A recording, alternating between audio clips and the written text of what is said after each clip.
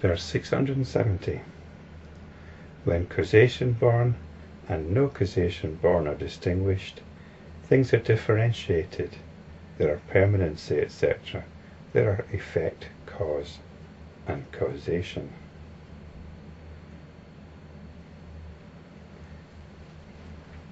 In the previous verse, we got this distinction between causation-born and no-causation-born. And no-causation-born is the realization that comes with successful enlightenment practice. It's when you're no longer relating to the world as something which came into being as a result of forces from long ago. Now, you might find that a bit difficult to go along with, to believe that the world is not the result of forces from the distant past. But I'm going to put an even more difficult thing to go along with, and this is to bring what we mean by the world into more immediate relevance. And what we mean by the world is other people.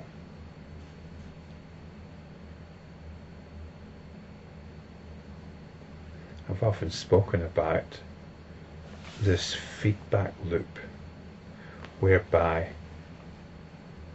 our take on the world, our understanding on the world, reinforces our particular moods, our particular fundamental outlook.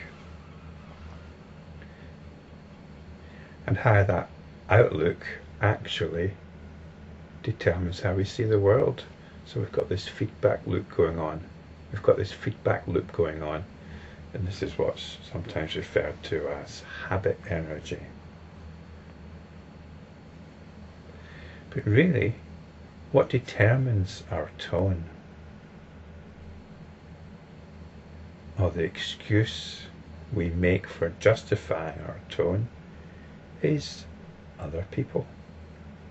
The world is really other people. It's other people, or more accurately, it's our perception of other people, our understanding of other people, that allows us to justify how we feel at a very deep level.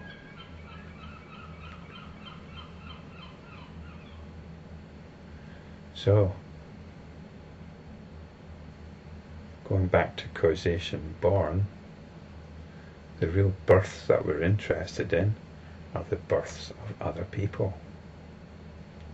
The world consists of other people. This is the world that we're really interested in, and this teaching is saying that there are no other people. There appear to be other people, just as there appear to be other people in your dreams. The people in your dreams seem to have independent identities. They're going about their business. It's not always to your advantage. They seem quite oblivious to the fact that it's your dream. You don't seem to be awarded any particular status for it being your dream. They get on with their business. They have their history, their past. They appear to have been born, but they clearly haven't, because it's a dream. And this is the realization we carry into our spiritual practice. The world is of the same nature as a dream. We can call it my dream, but it doesn't mean anything to call it my dream, because there's no particular status accorded to the fact that it might be my dream. But I am also a part of the dream. The idea of me as an individual is also part of the dream. So this is a realization of no-causation-born. Everything arises spontaneously as it does in the dream, along with its apparent history. People arise spontaneously along with their apparent history. And if you can realize this, then it is liberating. It represents the greatest undermining of our limiting fundamental tone.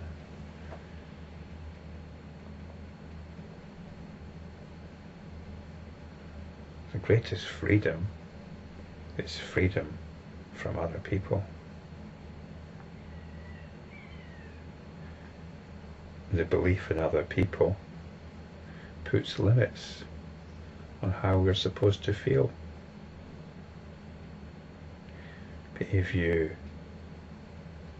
take away other people, then you can be happy as you can possibly be. There's no limit to this.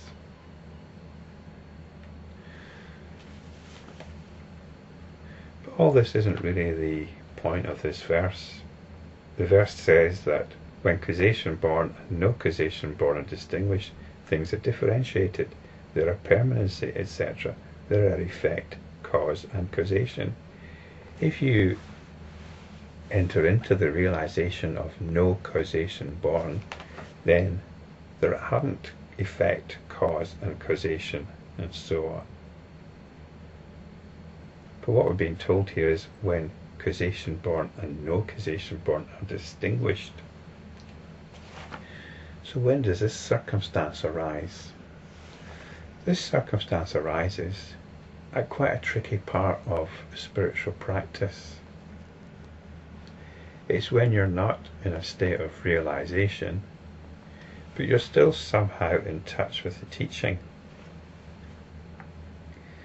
And this is quite a dangerous one, because at this point you're in danger of conceptualizing the teaching.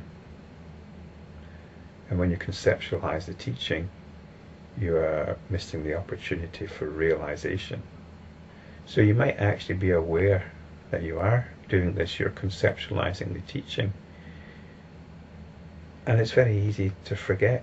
It's very easy to forget to come back to fresh realization.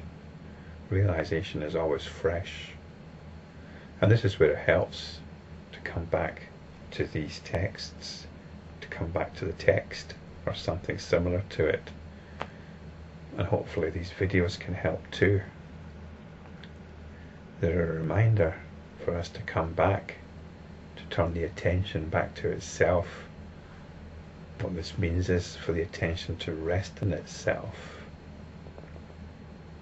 And we're no longer being sucked into the story of the world, the story of other people, the narrative of the world, the narratives of other people. We come back to what I've described as the rainbow body, which is simply a metaphor for this innate possibility to feel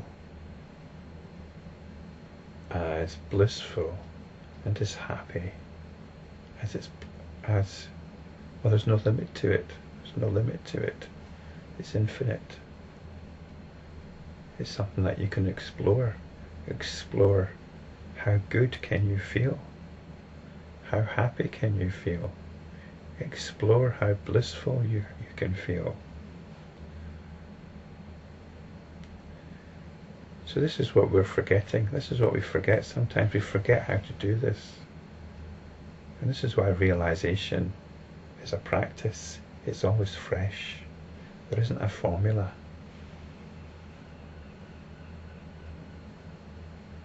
You have to come back to the source, get in touch with the source.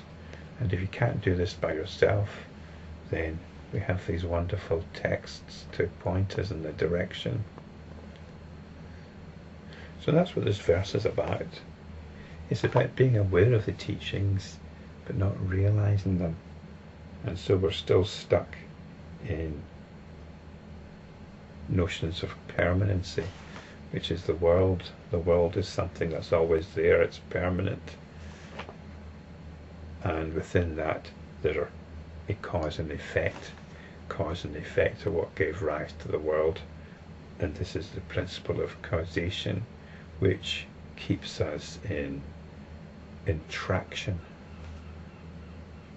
to the belief in this external world with people in it.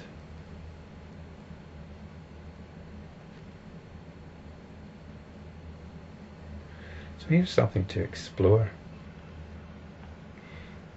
Explore how your mood is determined by other people. Now, this isn't to blame other people. We're not blaming other people, because other people have got nothing to do with it. It is simply our perception of other people, how we think other people are responding to us, or how we are trying to fit in to the network of other people. So it's got nothing to do with other people, really. It's got nothing to do with other people as individual entities. It's only to do with other people in our perception of them. So we can explore this. And there seems to be something a bit dangerous, a bit dodgy about cutting ourselves off from that network, this apparent network of other people. But it's just this construction. It's a construction of our own minds. We worry about what other people think. But what other people think has got nothing to do with us. It's not something we can control. We might think we can control it, but we can't. So we can completely drop it.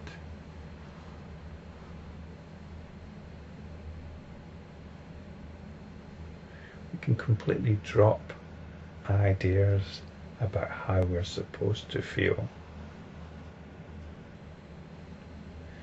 Completely disregard them. Discard them completely.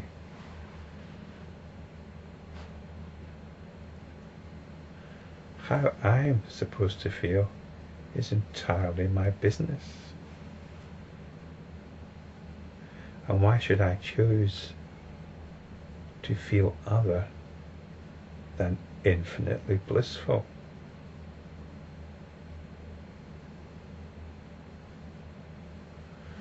I think one of the misconceptions that I've certainly had, and I'm sure many others have had, about spiritual realization is that there seems to be this realm of bliss somewhere that we can somehow contact. Maybe it's called nirvana or some higher state of consciousness. It doesn't work like that. There might well be such states, some realms of bliss, and we could call these the heaven realms, for example. But spiritually, we're after something beyond all that. Something that we can access at any time,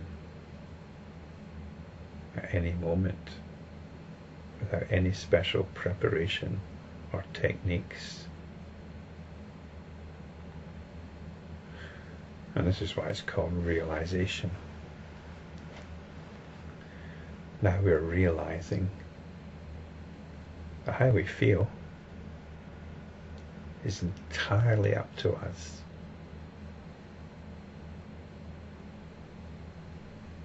Why give ourselves bad dreams? We can give ourselves ecstatic dreams.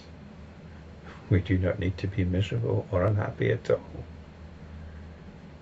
We can find lots of excuses to be unhappy. But during the course of these videos, during the course of following this text, known as the Sagatikam, the verse summary of the Lankavatara Sutra, we've seen that there are no excuses for being miserable.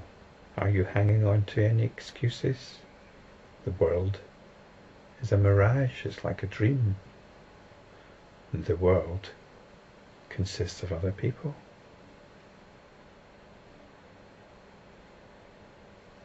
We have notions of other people, and we've also got notions of me. Me is as much a mirage as other people. We spend a great deal of time fueling the narrative of me. As enlightenment practitioners, we're having less and less patience with this narrative, and we're finding the way to infinite light. This is what the Mahayana Sutras are about.